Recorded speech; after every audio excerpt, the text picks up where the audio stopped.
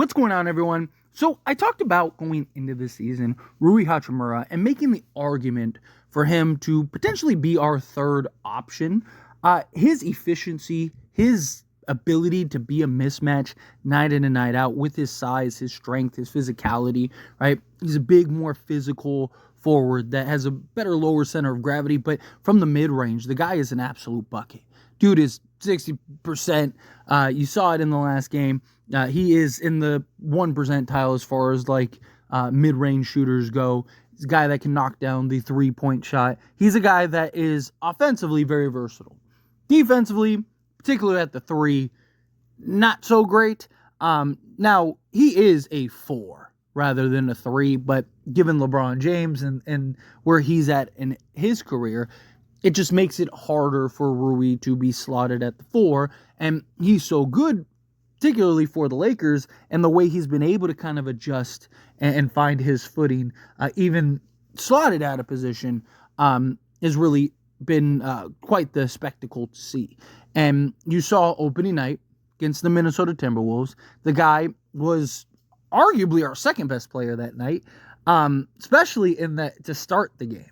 He was absolute money to start the game, and kind of cooled off a little bit, but still was very physical and very active. And now look, I think way that the current roster is, unless we end up trading for that, bona fide third guy, you go get a Jeremy Grant or a Zach LaVine or something. I think it will be by committee as who the third guy is. I think you'll have, nights where Austin Reeves just goes off. I think you'll have nights where D'Lo goes off. I think you'll have nights where, Rui goes off. But I do think Rui gives you the best chance at just consistent efficiency. And I really like how he's looked thus far through preseason and then this first game. I understand it's the first game of the season, but he's been much more aggressive. He has rebounded the ball better.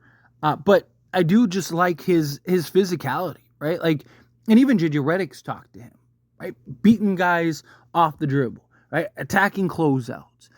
Guys that, because again, he's a mismatch. The guys that are as big as him, he can get around. He's shown the craftiness to get around and just shoot over the top of.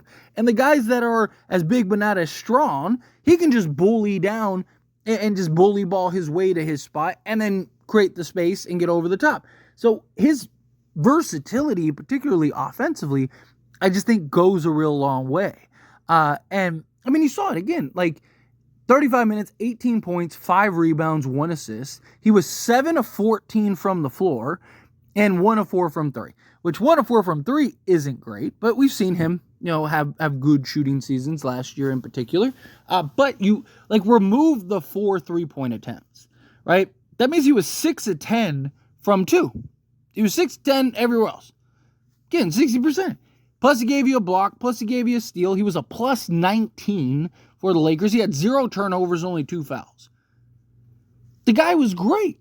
He had our best plus minus. He, on top of having our best plus minus, was, again, our second best player. He also scored the second most points. But even beyond the points, you just look at what he was doing. And again, the efficiency and just kind of getting whatever he wanted whenever he wanted it, particularly against Minnesota. And he's probably going to do the same thing to the Phoenix Suns and several other teams. Because, again, his size and his physicality it just goes a long way. And to pair him alongside LeBron, pair him alongside Anthony Davis, it's one of the reasons why I've argued having him come off the bench to where he can kind of be more of a focal point. Where, he's not a guy that is just, he's getting the rebound and going coast to coast. He's best utilized in a half-court set where, you're basically freeing him up to where he's flashing middle, you kick it down to him, and he's just kind of elevating and knocking down the midi. You just running different actions with him, kind of just on the block, establishing a mismatch, dump it down, and let him go to work. And it's one of the things that I've talked about, with Darvin Ham last year, the lack of utilization of Rui Hachimura. And I hope, one of the big things, too, with him is because he's so efficient, because he's so good, you see at times, the Lakers last season in particular, would just hit this like roadblock offensively, right? And just can't buy a bucket. And it happens to all teams. I don't care how good. I mean, Kevin Durant Warriors would go on stretches where they just couldn't buy a bucket.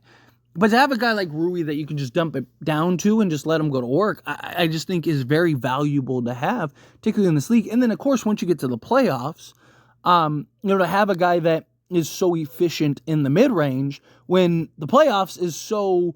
Like, the mid-range is so important because teams are closing hard on the three, and then they're protecting the paint. So the mid-range is usually open.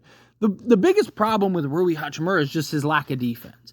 If he can just be serviceable, I'm not saying elite, I'm not saying great, just good enough to where he's not like a net negative regularly, then I think that would be massive for the Lakers and just go a really long way. And I think at that point, you genuinely make the argument of like, hey, maybe you can't trade this guy, and maybe you do kind of make him more of a focal point offensively. Because I think he's a guy that genuinely could go get you 20 a night. I don't think it's that far-fetched and crazy. Now, obviously, again, it's about opportunity, shot attempts. Again, he gave you 18 on 14 attempts, shot 50% from the floor. Right? Like, if he hits one more three, he's over 20. I don't think it's crazy to think that. I mean, he was only 2 field goals away from being 20 last season, but it's about the utilization. It's about putting him in the spots, and it's up to Rui not to settle. Right? That's a big thing, is Rui Hachimura not settling. Because, last season you saw a lot of him just kind of standing around, just catch the ball, and then just jack it up, rather than like, hey, you use your ability to get to your spots, use the pump fake, whatever you got to do, but be crafty. You don't have, just because you get the ball doesn't mean you have to go and shoot it, right? Like, put it on the deck, right? He's not a guy that's going to be making plays. That's just not his game, right? Like, the most assists he's ever averaged in a season was 1.8. He's a guy that when he gets the ball, he's shooting. But that's fine. There's nothing wrong with that. You want that aggression.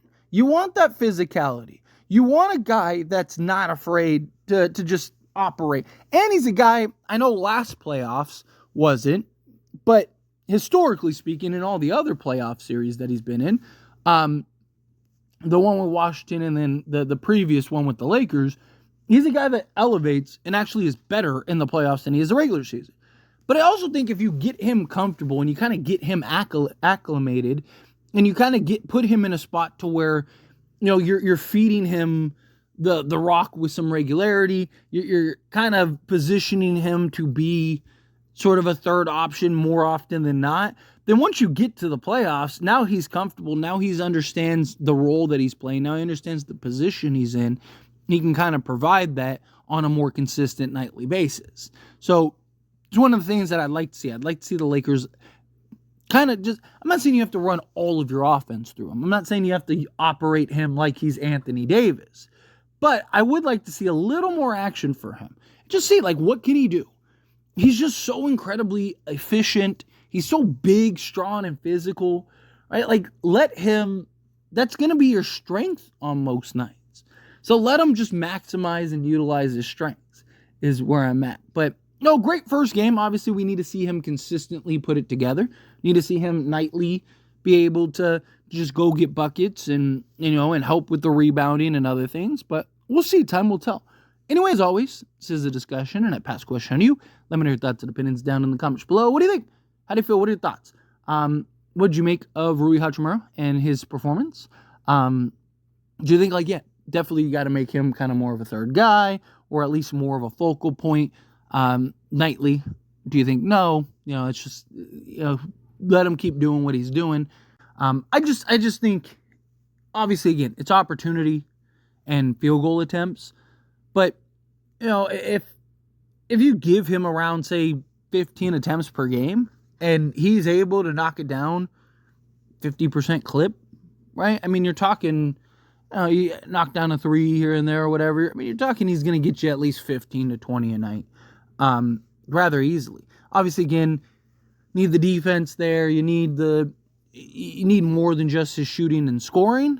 But I do think he's a guy that can really handle a large burden on the offense side of things. And then, like I said, maybe, if he is able to kind of emerge into that role, then, maybe you're looking elsewhere and looking for like a Bruce Brown or something, rather than like, oh, let's go get a Jeremy Grant or a Cam Johnson or something. If Rui Hachimura can kind of be a version of that, then that would just go a lot longer of a way than, him just kind of doing what he's been doing the last few years and just kind of being out of position stuff. But it's really going to come down to, like, can he be serviceable at least defensively? Good enough to where it's like, okay, like, he can hold his own. He's not a net negative type thing. But, again, how you feel, whatever your thoughts are, love to hear it. So let me know down in the comments below. That being said, if you haven't liked this video, hit that like button. Helps me a lot. It's me enjoy these types of videos, and I truly appreciate it. Not subscribe channel, hit that subscribe button. Turn on the bell notifications. Appreciate y'all. See you in the next one. Thank you.